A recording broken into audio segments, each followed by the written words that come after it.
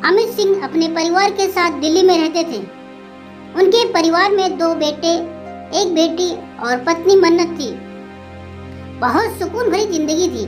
वह एक कामयाब दिल के डॉक्टर थे। खुद का हॉस्पिटल खोल रखा था, साथ ही एक बड़ा सा बंगला बना रखा था। मन्नत भी डॉक्टर थी। लक्ष्मी जी के विशेष कृपा प्राप्त थी।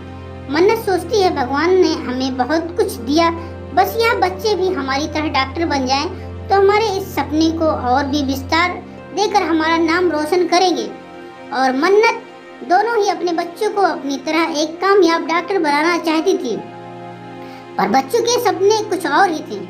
नहीं पापा, यह डॉक्टरी हमारे बस की नहीं है। यह भी कोई जिंदगी है।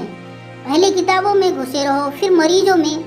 जब इमरजेंसी आए तो न दिन का पता न रात का पता। नहीं, मुझे तो आसमान में उड़ान भरनी है, ये अमन बोला। मेरा सपना इंजीनियर का है पापा, ये बुपिन बोला। मैं तो मॉडल बनने के लिए पैदा हुई हूँ, देखना एक दिन टॉप मॉडल बनूंगी पापा, ये रितु बोली। जैसे तुम लोगों की मर्जी, अब तुम लोग बड़े हो गए हो, करो अपने मन की। उन्होंने बच्चों पर जबरन अपने सपने नहीं थोपे। एक बेटा पायलट बन गया, दूसरे ने इंजीनियरिंग कर अपनी राह पकड़ ली। मन्नत ने बेटी को बहुत समझाया, बेटा रितु, यह चकाचौंध की जिंदगी में सुकून नहीं है। कोई और राह चुन लो और अपनी जिंदगी को ठहराव दो। मॉडलिंग की जिद छोड़ दो बेटा। नहीं माँ, मैं खाना छोड़ सकती हूँ, पर मॉडल बनने का शौक नहीं। बस अब मेरे पीछे मत पड़े रहो। रितु तो फैशन की दीवानी थी। वह माँ बाप की मर्जी के खिलाफ जाकर मॉडल बन गई और फिर एक दिन अपनी मर्जी से शादी कर विदेश में जाकर रहने लगी। पति पत्नी ने भी हालात से समझौता कर लिया। 70 का दशक तक पहुँचते पहुँचते और मन्नत पर उम्र हावी होने लगी और मेहनत करने की क्षमता भी कम होने लगी थी। सुनो जी, हॉस्पिटल किराए पर उठा दीजिए और हम दोनों हफ्ते में 3 दिन शाम के समय ही मरीजों को देख लिया करेंगे। इस तरह शरीर को भी आराम मिलेगा और बच्चों के साथ समय बिताने का मौका भी। पूरी जिंदगी मेहनत में गुजर गई, क्यों ना अब बच्चों के साथ समय बिताया जाए। सही कहा मन्नत, मुझे तुम्हारा निर्णय पसंद आया। उन्होंने हॉस्पिटल दूसरे डॉक्टर को किराए पर चलाने के लिए दे दिया। दोनों ने अपनी बची कुछ जिंदगी बच्चों के साथ घर पर बिताने का निश्चय कर लिया। बहुएं रईस घरों की बेटियां थीं और दोनों ही अच्छे पदों पर कार्यरत थीं। घर के काम के लिए नौकर चाकर लगे थे। दोनों पति पत्नी डॉक्टरी छोड़कर पोते पोतियों के साथ घर पर अपना समय बिताने लगे। जब तक दोनों अपने कामों में व्यस्त थे, सब कुछ अच्छा चल रहा था। अब माँ बाप का पूरे दिन घर पर रहना बहुओं को अखेरने लगा था। बस यहीं से परिवार में छुटपुट कला की आवाजें उठने लगी। दीदी, आपको नहीं लगता मॉम डैड बच्चों को हमसे दूर कर रहे हैं? हम ऑफिस से आते हैं, फिर भी बच्चों को कोई फर्क नहीं पड़ता। पहले कैसे दौड़ कर आते थे। हाँ, सही कहा। अब तो घड़ी आराम से बैठो तो बहू कैसी रही दिनचर्या, क्या क्या किया आज। अब यह भी कोई बात है, आजादी से सांस लेना मुश्किल हो गई है। और मन्नत सब कुछ सुनकर भी शांति से सब अनदेखी कर रही थी। उन्होंने धीरे धीरे बच्चों और बहू से दूरी बना ली और अपने कमरे में सिमट गई। मन्नत मन ही मन दुखी होती, पर खुश रहने का दिखावा करती रहती। एक दिन दिल के दौरे से मन्नत को हमेशा के लिए अकेला छोड़ इस दुनिया से विदा हो जाती है। मन्नत के जाने के बाद अपना अकेलापन दूर करने के लिए रोज सुबह शाम बगीचे में पहुंचकर अपनी उम्र के बुजुर्गों के साथ वक्त बिताने लगे। घर पर पिता की जिम्मेदारी कौन उठाएगा, इस बात को लेकर दोनों भाइयों में अक्सर झगड़े होने लगे। भैया, यह ठीक नहीं है। आपको पहले पता था कि निशा के मायके में शादी है और हमें वहां जाना जरूरी है, फिर भी आपने विदेश घूमने का प्रोग्राम बना लिया। दोनों चले जाएंगे तो पापा के साथ कौन रहेगा, ये विपिन बोला। अरे तो हम अपनी छुट्टी खराब कर दें। पिताजी, मेरे अकेले की जिम्मेदारी है क्या? पिछली बार भी तो तुम लोग बिना बताए घूमने चले गए। हमें मजबूरी में टिकट कैंसिल कराना पड़ा। अमन गुस्से में बोला, ये घूमने चले गए तो चले जाओ ना, वैसे भी नौकर चाकर हैं तो फिर हम क्यों अपने शौक छोड़ें। बीए विपिन बोला, आप दोनों बेकारी झगड़ा कर रहे हो। डैड को बोलो अब प्रॉपर्टी का बंटवारा कर दे, उसके बाद उन्हें वृद्धाश्रम में भेज देते हैं।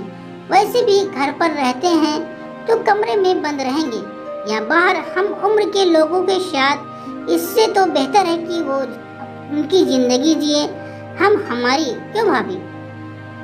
निशा की बात का सबने समर्थन किया।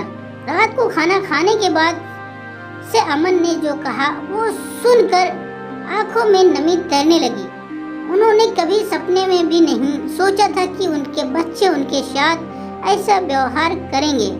उस समय उन्होंने ज्यादा कुछ तो नहीं कहा, बस इतना बोले, ठीक है जैसे तुम लोगों की मर्जी, मुझे 1 महीने का समय दो, फिर मैं अपना निर्णय बताता हूँ। उस दिन से रोज सुबह नाश्ता कर घर से निकल जाते और रात को लौट कर आते थे। उन्होंने घर पर खाना खाना बंद कर दिया।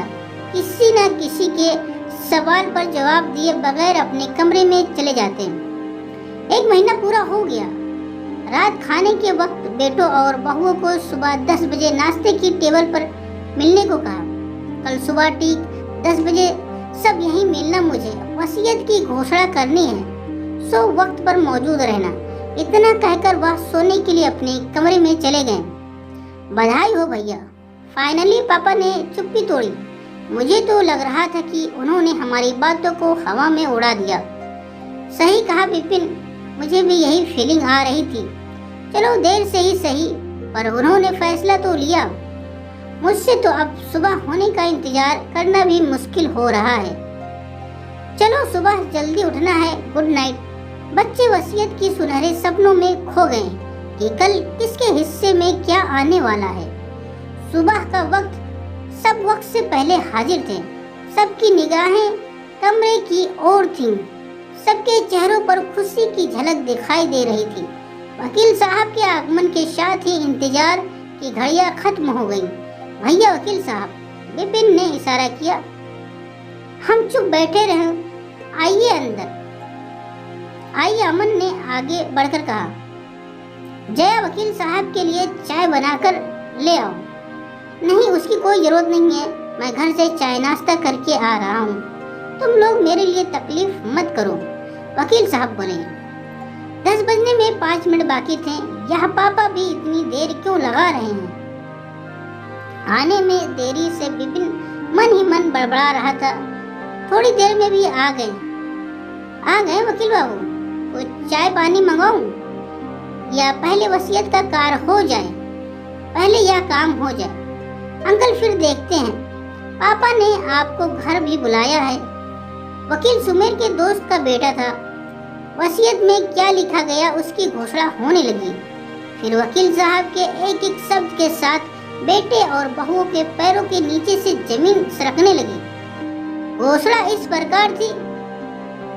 सिंह ने पूरे होशो हवास में अमित सिंह ने पूरे होशो हवास में अपनी चल अचल संपत्ति का आधा हिस्सा वृद्धाश्रम चलाने वाली संस्था को दान में दे दिया है और इस घर को खाली करने का तुम लोगों के पास 1 महीने का वक्त है। 1 महीने बाद संस्था यहाँ वृद्धाश्रम चालू करेगी। अपने दोनों बेटों से बोले, तुम लोग यही सोचते थे ना मैं अपनी संपत्ति का बंटवारा करके वृद्धाश्रम में जाकर रहूं, तो लो मैंने तुम लोगों की इच्छा पूरी कर दी। अब मैं वृद्धाश्रम में रहूंगा पर कहीं और नहीं। वृद्धाश्रम तो खुद मेरे पास मेरे घर में रहेगा। हॉस्पिटल से आने वाले किराए से इन लोगों का मुफ्त में इलाज होगा। अब मैं मेरी दुनिया में खुश और तुम तुम्हारी दुनिया में। बस मैं कुछ और नहीं बोलूँगा। तुम जैसी औलाद के लिए यह सबक जरूरी है। जाओ और अपने जाने की तैयारी करो। दोस्तों, ये कहानी आप सबको कैसी लगी कमेंट में अपनी राय जरूर बताएं। यहाँ पे पिताजी ने सही किया या गलत, आप लोग कमेंट में जरूर बताएं। तो यानी कहानी आप सबको कैसी लगी? अगर अच्छी लगी तो हमारे चैनल को लाइक और सब्सक्राइब जरूर करें और बेल नोटिफिकेशन को ऑन कर दें ताकि नेक्स्ट वीडियो की कहानी आप तक तुरंत पहुँचे। पूरी कहानी सुनने के लिए आप सबका बहुत बहुत धन्यवाद। तो मिलते हैं नेक्स्ट वीडियो में, तब तक के लिए बाय बाय, टेक केयर।